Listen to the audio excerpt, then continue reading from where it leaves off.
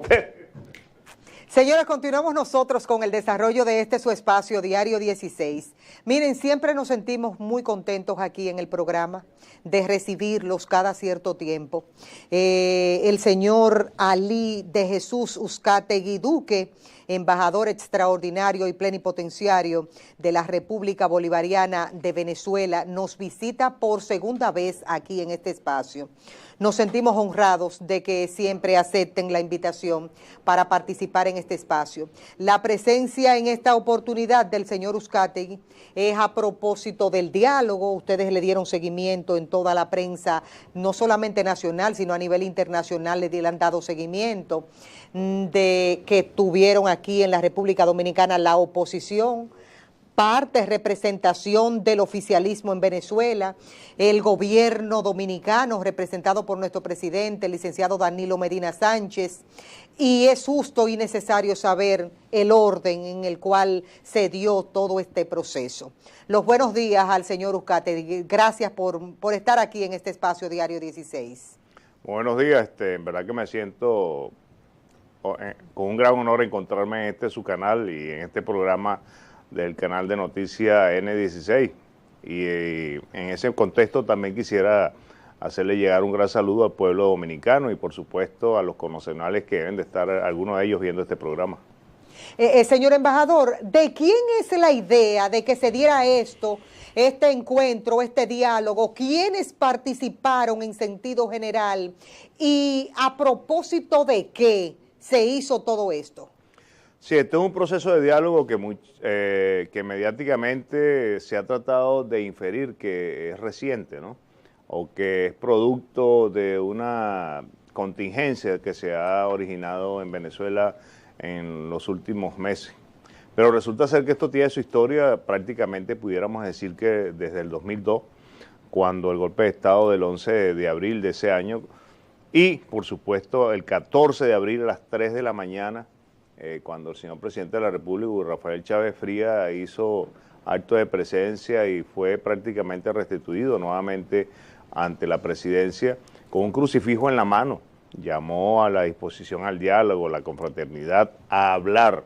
Y de ese momento se han venido instalando una serie de actividades y denominadas el diálogo entre la oposición y el gobierno, que lamentablemente los resultados no han sido satisfactorios, porque parte de la oposición, no todos, parte de la oposición se niegan a adoptar medidas que puedan contribuir a la democracia en Venezuela, a su continuidad y al desarrollo que merece el pueblo venezolano. Hoy en día nos encontramos en un proceso de diálogo en la República Dominicana y por supuesto esto hay que recordar que fue primero de una iniciativa de hacerlo acá en este gran territorio por parte de un grupo de expresidentes, incluyendo al doctor Leonel Fernández, y por supuesto con la anuencia y con el debido fortalecimiento por parte del señor presidente Danilo Medina, quien gustosamente cedió al territorio dominicano para que se hicieran y se continuaran este proceso de diálogo. Entonces, ¿sale la idea por parte de Leonel Fernández o de Danilo Medina?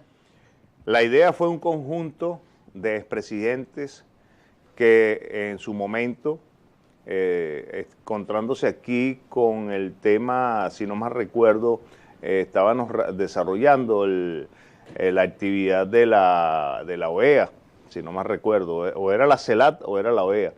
Y en ese contexto hubo una iniciativa en donde concurrieron 5 expresidentes, donde está el doctor Leonel, el doctor Torrijos, Zapatero, y con ello, dentro de ese contexto, le pidieron que el territorio dominicano fuese el espacio en cualquier área para seguir con las negociaciones o con el diálogo. Dicen negociaciones la oposición y realmente lo que es un proceso de diálogo, porque todo está enmarcado y todo lo que está hablado dentro de esas mesas de trabajo es lo que establece la Constitución de la República Bolivariana de Venezuela, que es la carta magna que dirige el proceso democrático en nuestro país.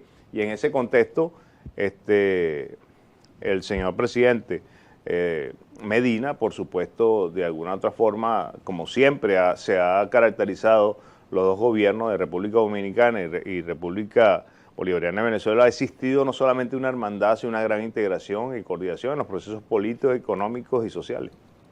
¿Quiénes participaron? ¿Quiénes estuvieron en esa mesa de diálogo? Bueno, pues, el representante principal por parte del gobierno fue el doctor Jorge Rodríguez, alcalde de Caracas.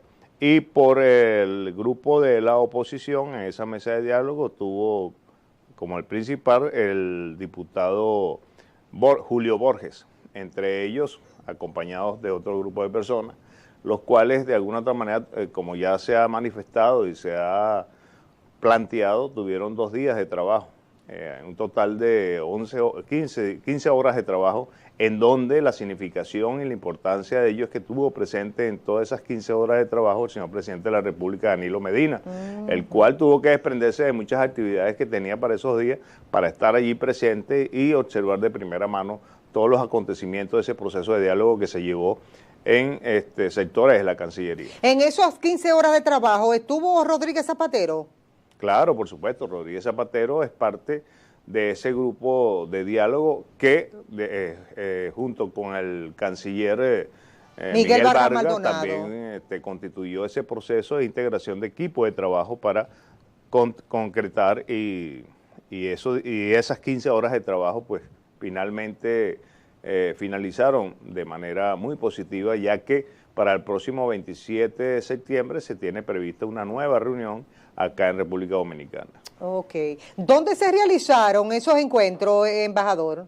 En unas instalaciones que se encuentran en la Cancillería, que es un espacio recientemente construido y que se inauguró con el tema de la convención que se realizó con la CELAT. Ok, que está en el malecón. Que está frente al malecón, sí. Y que se hizo con función de la convención que se realizó con el tema de la presidencia pro tempore de la República Dominicana.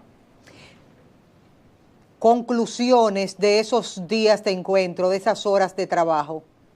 Bueno, efectivamente podemos nosotros de alguna otra manera, para presentarle al público los resultados de la misma, pudiéramos escuchar a uno de los actores principales de esa actividad, que es el doctor Jorge Rodríguez, alcalde de Caracas, y quien de alguna forma tenemos allí un video y podemos presentar en estos momentos para que sea más de forma directa uno de los principales actores de esta actividad, que escuchen ustedes qué fue lo que salió de allí. Vamos a verlo, director.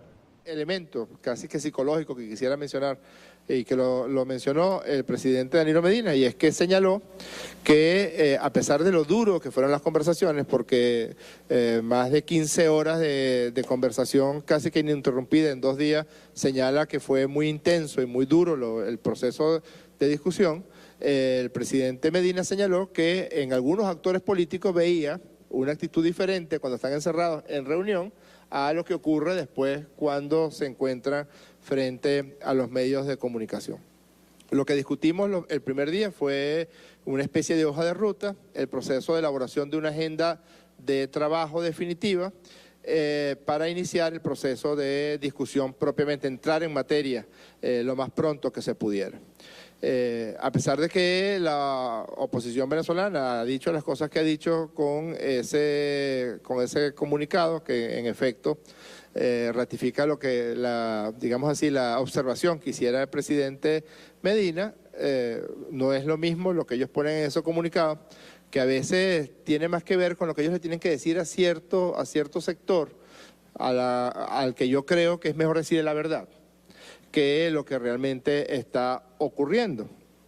Cuando el día ya 14 teníamos claridad en cuanto a la agenda, pues iniciamos la discusión e iniciamos lo que se puede llamar el proceso hasta la siguiente reunión, que es el día 27 de septiembre en República Dominicana. Yo paso directamente, presidente, a mencionar esos puntos de la agenda, porque sí es verdad que acordamos mantener, digamos, absoluta discreción hasta que se hayan acordado todos los puntos, pero es necesario aclararle al pueblo de Venezuela, sobre todo al pueblo opositor, que está siendo mal informado, cuáles fueron los puntos de la agenda que se discutieron. Correcto. Y que ya se iniciaron en forma profunda en República Dominicana.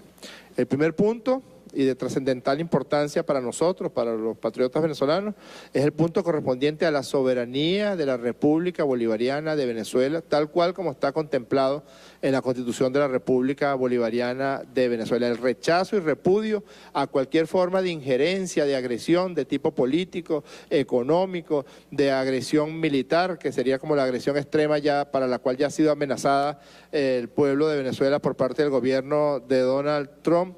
Las acciones dirigidas a crear falsos positivos que permitan la intervención de Venezuela. Ese es el primer punto de la agenda de discusión. El segundo punto tiene que ver con el cronograma electoral en evolución y las garantías electorales. Realmente Venezuela es un país, como usted bien lo dijo al comienzo de su intervención, un país que es el país de América, y me atrevo a decir que del mundo, que más elecciones tiene por unidad de tiempo. Nosotros, desde que iniciamos la discusión en la mesa de diálogo del año 2016 hasta la fecha, hemos tenido ya una elección, que fue la elección de la Asamblea Nacional Constituyente, y elecciones primarias en este caso, de los partidos de oposición. Correcto. Y vamos hacia una elección de gobernadores este próximo 15 de octubre. Pero uno de los puntos que ellos planteaban era el cronograma electoral y las garantías electorales. Punto que ya se inició la discusión junto con el punto de soberanía. El tercer punto es lo que tiene que ver con la Comisión de la Verdad, la Justicia, la Paz y la Tranquilidad Pública, que es la Comisión de la Verdad emanada de la Asamblea Nacional Constituyente, los mecanismos de acción de esa Comisión de la Verdad, la participación de los sectores de la oposición que están contemplados en el instructivo legal que establece la Asamblea Nacional Constituyente para la Comisión de la Verdad. El cuarto punto tiene que ver con el acatamiento por parte de la Asamblea Nacional de Venezuela de la sentencia del Tribunal Supremo de Justicia y el equilibrio entre los poderes públicos en Venezuela. El quinto punto tiene que ver con el área económica y social, las medidas que el gobierno bolivariano viene desarrollando para atender la economía y las necesidades sociales de las venezolanas y los venezolanos, con énfasis especial queremos hacer hacia la guerra económica, hacia el combate contra el ataque a nuestro signo monetario, hacia el combate en contra de los bloqueos económicos y financieros groseros que se han intentado contra la patria venezolana para buscar doblegarla sin éxito. Y el sexto punto, que es un punto también fundamental, tiene que ver con el reconocimiento nacional e internacional de la plenipotenciaria Asamblea Nacional Constituyente, emanada del voto del pueblo de Venezuela y de lo establecido en la Constitución de la República Bolivariana de Venezuela. También se planteó la conformación de una comisión de seguimiento. En esa comisión de seguimiento habría factores de la oposición venezolana, factores de la comitiva del gobierno bolivariano de Venezuela, la República Dominicana en la persona de su presidente y su canciller, el expresidente del gobierno español José Luis Rodríguez Zapatero, y se conformó un grupo de amigos que acompañarían y servirían de garantes a este proceso de acuerdos. Ese grupo de amigos, esa es otra cosa. El comunicado que está señalando allí la llamada MUD, en modo alguno menciona ese grupo de amigos al que llegamos de mutuo acuerdo. Ellos plantearon dos países, nosotros planteamos dos, y quedó conformado el grupo de amigos en 4 países: México, Chile, Bolivia y Nicaragua. Es parte de una de las decisiones que se tomó en la mesa de diálogo en este inicio de funciones nuevamente.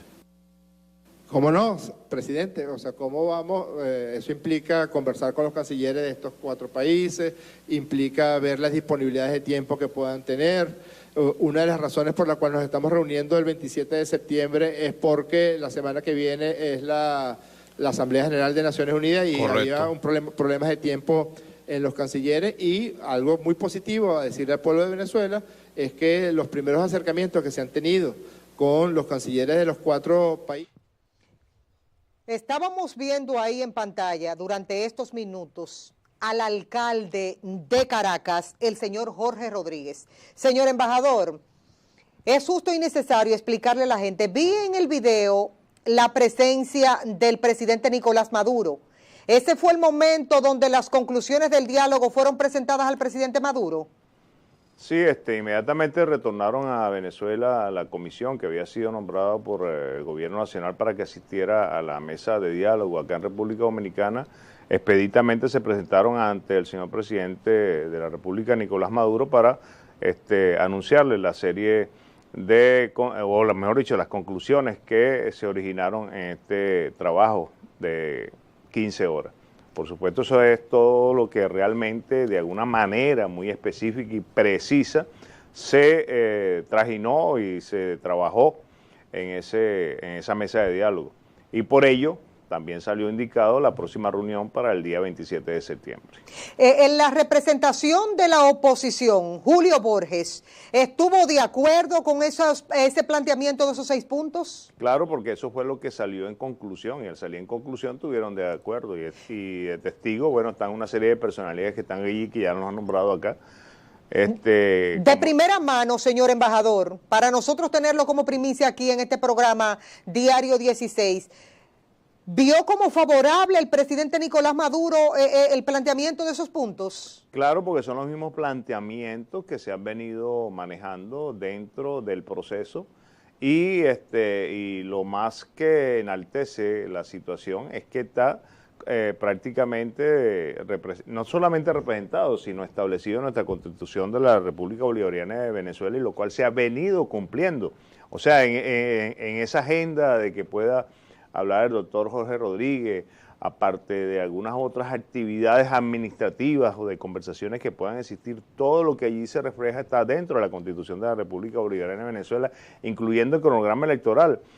Fíjese que estamos hablando por unas próximas elecciones ahora el 15 de octubre, elecciones a gobernadores, o mejor dicho, como se conocen las elecciones regionales para gobernadores. Son específicamente el 18 de octubre. El 15 de octubre. El 15 de octubre. Realmente en pleno proceso de inicio para la elección de los gobernadores de 23 estados, y que por la oposición de alguna manera ya tienen establecido quiénes son sus candidatos por los diferentes partidos que constituyen la MUT. En ese contexto podemos ver que estamos en una situación en donde se está cumpliendo un cronograma electoral. Entonces muchas veces sale del contexto cuando la oposición, de una manera vaga, de una manera, uno entiende desde el punto de vista mediático, hace ver que en Venezuela no hay una democracia, pero más democracia en un país donde han existido en estos 18 años 22 elecciones, o sea, una elección y media por año en 18 años, imagínense usted.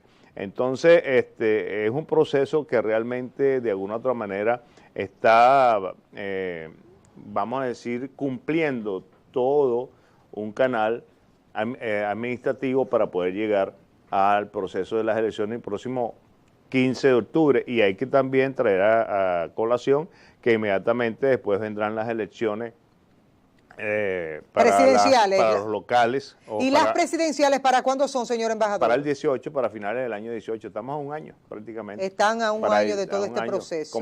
Como está establecido por el tiempo de mandato del señor presidente Nicolás Maduro. Que entonces tendríamos en Venezuela reelección con Nicolás Maduro. Bueno, ¿sería el candidato para el 2018? Él todavía no lo ha planteado de que sea candidato o no. Eso tiene que ir a un contexto donde el pueblo tenga que decidir o no si continúa él o va como candidato. Acuérdense que también hay que hacer algunas primarias y eso también está sujeto al PSUV, no solamente los partidos de la oposición, todo el PSUV. A pesar de todo, quiero hacer como un paréntesis en esta parte para salirnos un poquitito del diálogo aquí en la República Dominicana. Esos planteamientos que uno ve desde Venezuela por parte de una oposición aguerrida que realmente ha enfrentado el gobierno de Nicolás Maduro, y esa posición muchas veces del pueblo llano, de la gente que hasta muchas veces está saliendo de Venezuela y viene para acá, para la República Dominicana, y qué bueno, nosotros somos hospitalarios en eso, y a propósito de esta situación un poquito complicada que se está viviendo en la actualidad en Venezuela, de esa incertidumbre, de eso que no aparece la comida, que hay una situación complicada en los supermercados, la misma educación, que los muchachos han tenido inconvenientes en esa parte. ¿Qué hay de cierto y qué hay de que hay ciertos aspectos que han sido exagerados por parte de la oposición venezolana? Bueno, primero y principal, cuando usted habla de un concepto que es aguerrido,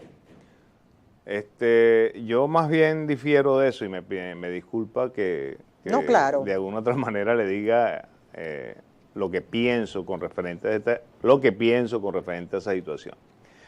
Realmente hay un grupo de la oposición que de alguna manera, de forma, vamos a decir, democrática y consciente, se opone a un proceso como es el proceso revolucionario o al sistema de gobierno que ejerce el ciudadano presidente de la República a través de su gobernanza y a través de sus instituciones, etcétera, etcétera.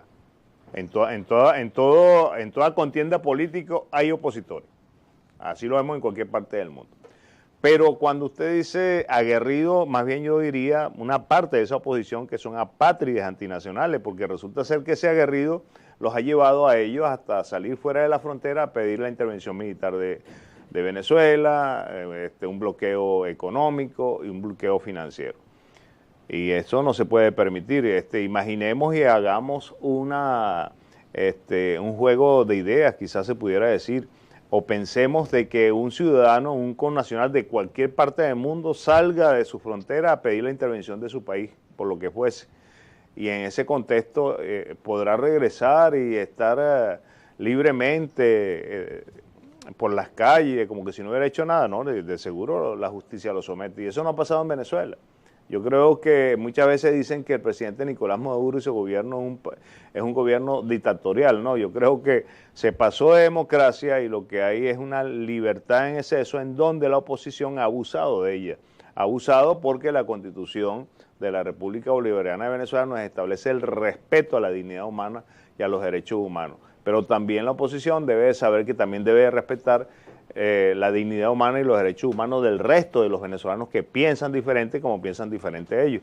Entonces, cuando usted me habla de las necesidades o de las carencias que podemos tener nosotros de abastecimiento, es cierto, nosotros tenemos carencia de alimentos, tenemos necesidades de fármacos, de insumos para la fabricación de fármacos. Y esto es producto de, lamentablemente, de una situación que se ha venido presentando, y más aún cuando recientemente el presidente Donald Trump, el presidente de Estados Unidos, de forma manifiesta, plantea un bloqueo contra Venezuela desde el punto de vista económico y financiero, con la finalidad y que contribuir a la democracia de República Dominicana. No, ese señor lo que está es contribuyendo a más violencia, está contribuyendo a prácticamente impedir que lleguen los alimentos y los principales productos básicos de la población venezolana, porque nuestro país se ha caracterizado por ser un país monoproductor desde hace muchos años, ¿no? Estos 18 años, por más de 40 años, por más de 50 años, por el lamentable hecho de tener nosotros un recurso tan importante como el petróleo. Y cuando digo lamentablemente... Aunque la escasez, señor embajador, se ha estado dando desde mucho antes del enfrentamiento entre Donald Trump y el presidente Maduro. Sí, porque esto ha sido realmente diametralmente opuesto a lo que puedan decir de que es producto de 18 años de la revolución. Esto ha sido realmente objeto, o mejor dicho, ha sido sostenido a través de más de 10 años. Porque ya desde antes del 2012 ya se venían observando ciertos manejos desde el punto de vista internacional con las grandes corporaciones, las cuales de alguna u otra forma proveen este tipo de insumos para alimentos, para medicina, cómo se desabastecía el mercado. Fíjese que hay una particularidad que en el 2004 había destinado 1.700 millones de dólares para la obtención de insumos, estamos hablando de importación, y ya hablaban que había un 40% de desabastecimiento. 4 años después, eso fue en el 2004, en el 2008 había 2.185 millones de dólares, no estamos hablando de bolívares, de dólares asignados para la compra de insumos, nada más que de medicamentos. Y resulta ser que del 40% que habían allá en el 2004, en el 2008 había 60% de desabastecimiento. Entonces, ¿quién entiende que cuando en el 2004, cuando se empeñan 1.700 millones y en el 2008 cuando hay 2.170 millones asignados para la compra de medicina o de insumos, resulta ser que hay mayor cantidad de abastecimiento? Entonces no entiende en ningún lado, ni que se haga una regla económica prevista para que esto ocurra, ¿no? Pero no es que fue por negligencia del Estado, sino que había un manejo en donde las importaciones no llegaban al país, se compraban medicinas ya con caducidad expedita, cuando llegaban a los puertos ya estaban caducidad, no se podían utilizar. Entonces fue algo que realmente no contribuyó a que se manteniera el proceso de abastecimiento. En medicina le estoy hablando. Sí, en alimentos ha venido también ocurriendo lo mismo. Ahorita hay un ciudadano general el cual constituyó las Fuerzas Armadas y que tuvo un importante papel dentro del gobierno en algunas actividades de índole del abastecimiento de alimentos y que lamentablemente actuó de manera tal, su administración fue un proceso de corrupción tan profundo que lo que logró fue un desabastecimiento a nivel general y a nivel nacional. Sin embargo, señor embajador, esto ha provocado que muchos venezolanos, producto de esos inconvenientes, hayan tenido que venir a la República Dominicana. Quiero pedirle un permisito para irnos a una pausita comercial. Al regreso, me plantea eso, lo que están viviendo muchos venezolanos aquí en el país, porque allá en Venezuela estaban viviendo bien, en el sentido de que tenían sus casas, tenían la forma de tener su dinerito para comer, trabajaban, y han llegado al país y muchos de ellos todavía no han podido conseguir un trabajo. Ese planteamiento me lo expresa y me lo analiza después de la pausa comercial.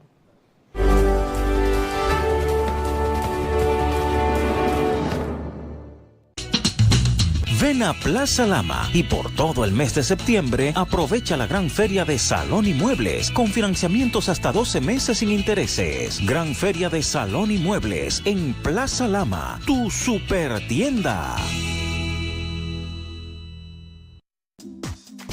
Usted está viendo Diario 16.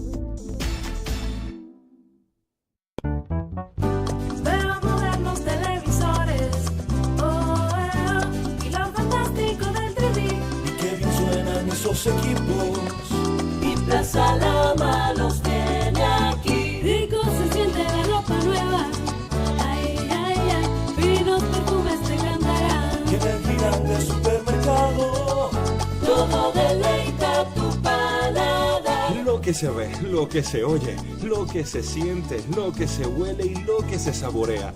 Todo lo que quieren tus sentidos lo encuentras en la supertienda Plaza Lama.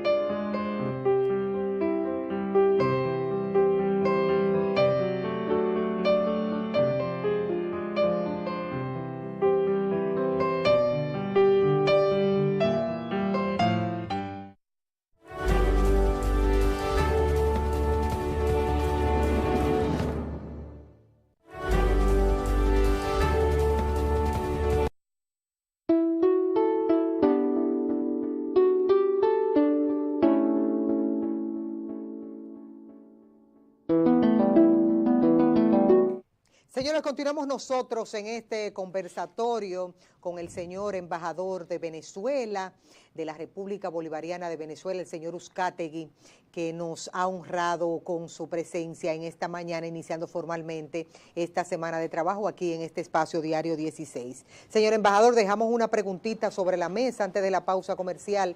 Esa cantidad de venezolanos significativa, importante, que ha entrado al país, muchos de ellos con su vida establecida en Venezuela, pero ahora mismo están pasando situaciones un poquito complicadas y difíciles en la República Dominicana.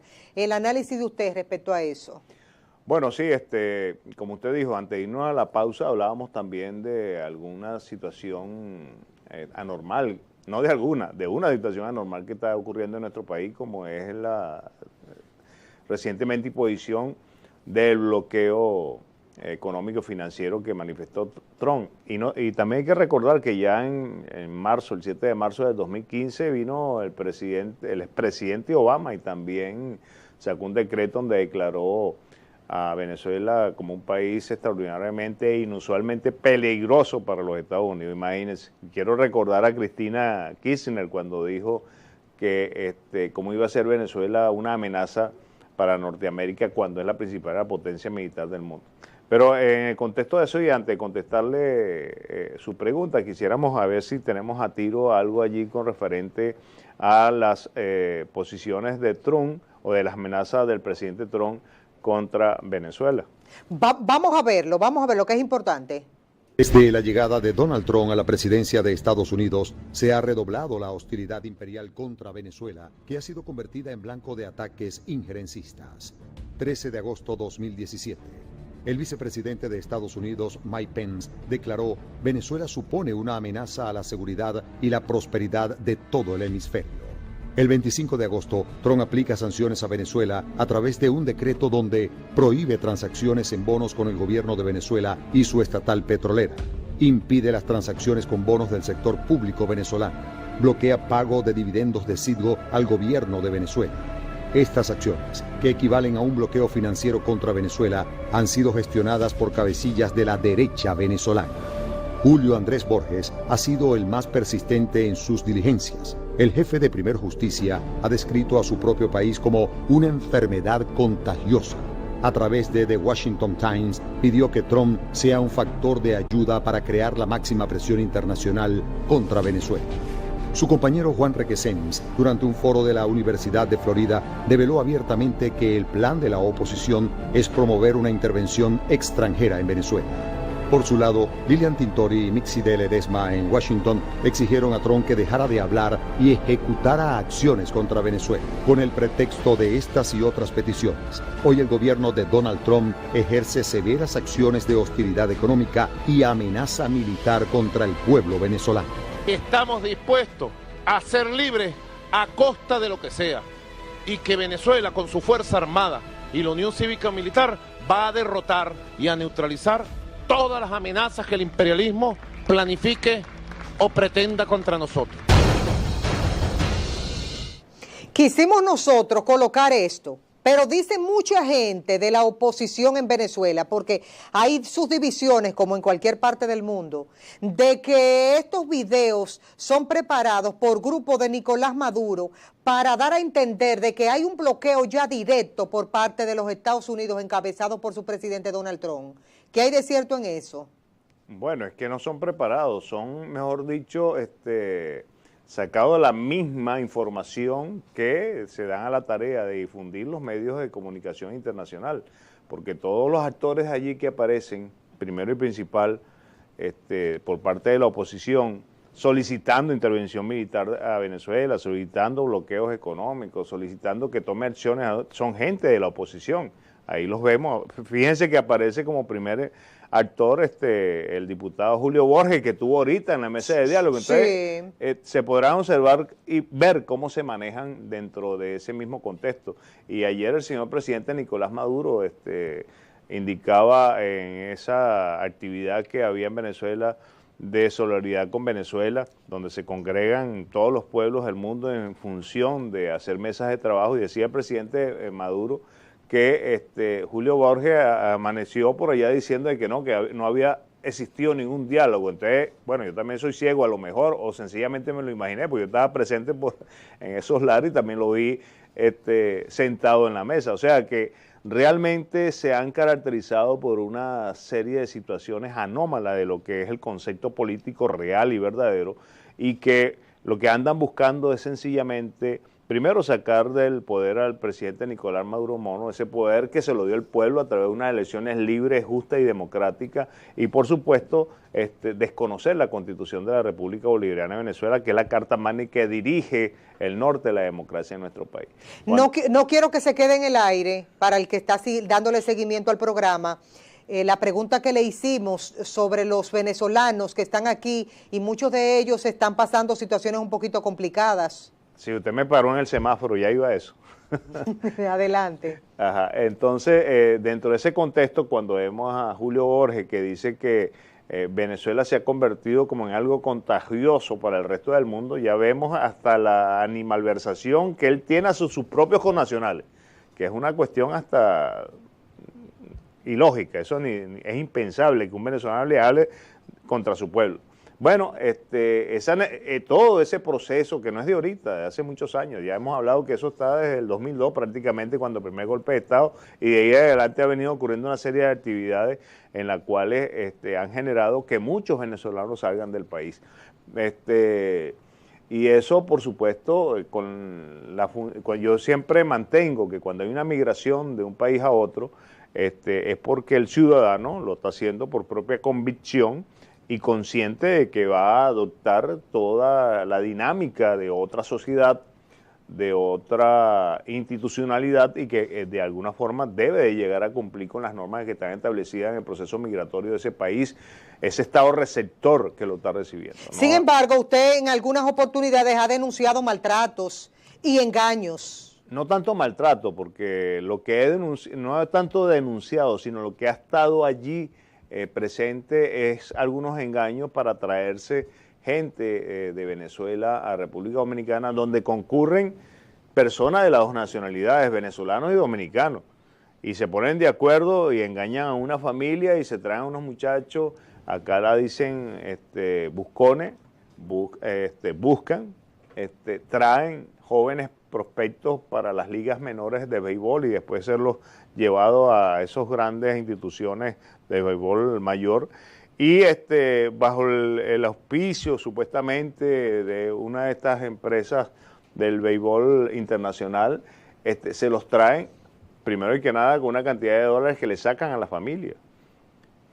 Los traen y después que están aquí en República Dominicana lo llevan a una plaza, a un campo de béisbol, junto con una supuesta escuela y los ponen a trabajar una semana y después los dejan abandonados y los muchachos quedan por ahí realengo. Ya hemos tenido que contribuir con las autoridades dominicanas, el cual realmente hay que reconocer todo el trabajo que tienen que hacer para poder deportar a algunos jóvenes con asistencia de parte de nuestra misión diplomática para que sus familiares la misión diplomática los está ayudando claro, a esos, porque muchos venezolanos se quejan de que el proceso es bastante tedioso de deportación.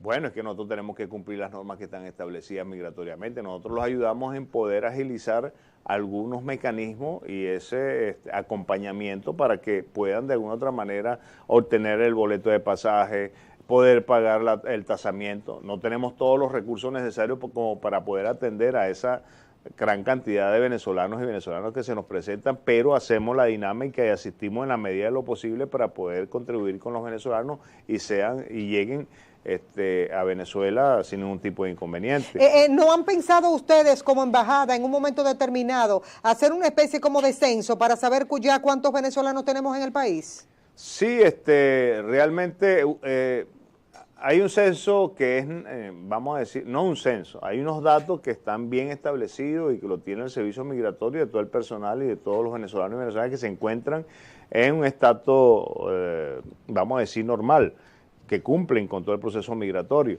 Y hay otro censo que, y no es censo, sino es un número que manejamos de una proyección que se realizó de 10 años, de 2006 al 2016, y el cual dentro de ese proceso quedó como alrededor de unos 20.000 venezolanos que no salieron de República Dominicana. Esos 20.000 venezolanos siguen de turistas. Y usted dirá, bueno, ¿cómo que siguen de turistas? Claro, siguen de turistas porque entraron como turistas y como turistas se mantienen, so pena de que cuando vayan a salir dentro de 3 años, 4 años, 10 años, tienen que pagar un tasamiento especial por haber pasado el tiempo, que son 30 días, como se le exige por haber pagado esos 30 días, que creo que son $10, por la estadía de turista por 30 días. Después de los 30 días, entonces genera otro tipo de, vamos a decir, tasamiento que tiene que pagar por haber excedido los 30 días y por haber estado los otros convenientes al caso. Yo no puedo dejar como medio de comunicación dejar pasar este momento sin preguntarle a usted si conoce el caso del joven que se ha hecho famoso, venezolano, la boda del pueblo, como lo han denominado en las redes sociales y los medios de comunicación. ¿Conoce de la historia? Sí, claro, ha sido una historia que los medios de comunicación han llevado, más que todo de prensa, a la voz del pueblo. Con mucha connotación desde el punto de vista social, porque realmente son dos jóvenes que de alguna otra forma se conocieron, se enamoraron, se van a casar y resulta ser que al muchacho haberse le ocurrido, creo que fue por Facebook, haber colocado algunas expresiones de amor y todo eso que genera esa unión entre dos personas, pues se ha convertido en una conmoción social. Lo más que puedo es desearle el mayor de la suerte y que el Dios Todopoderoso los acompañe en esa empresa que porque es una empresa, casarse es una empresa. Una empresa que no es un juego. Eso sí, eso requiere el esfuerzo de los dos. Hace muchos años, me recuerdo yo que había una expresión que decía que el hombre era de la calle y la mujer de la casa. Cuando el hombre se dice de la calle porque tenía que salir y a trabajar. Sí. Hoy en día no, lamentablemente tienen que salir padre y madre a la calle a buscar. Bueno, estos jóvenes desear el mejor de la realización de su matrimonio y que realmente con toda la prontitud y con todo el dinamismo que han presentado los medios de comunicación sea ese apoyo efectivo y por supuesto elocuente con el momento oportuno de su casamiento. Yo quiero de verdad como medio de comunicación agradecer su presencia aquí en esta mañana, iniciando formalmente esta semana de trabajo. Gracias por venir a compartir con nosotros estas informaciones de último minuto, porque lo del diálogo aquí la semana pasada le estábamos dando seguimiento todos en el país. Muchas gracias, señor embajador. No, muchas gracias a usted por su invitación y un saludo nuevamente al pueblo dominicano y a los connacionales venezolanos. Señores, qué bueno es finalizar esta jornada de trabajo de esta forma. Cuídense mucho, feliz día. Recuerden que el horno no está para galletitas. Miren, váyanse por la sombrita. Siempre les digo que si usted no tiene muchas cosas que hacer en las calles nuestras, como está la inseguridad y como están los tapones, mejor quédense en su casa, tranquilito. Al menos que no sea una emergencia usted desplazarse por ciertas zonas de la capital. Nos vemos mañana con Dios delante.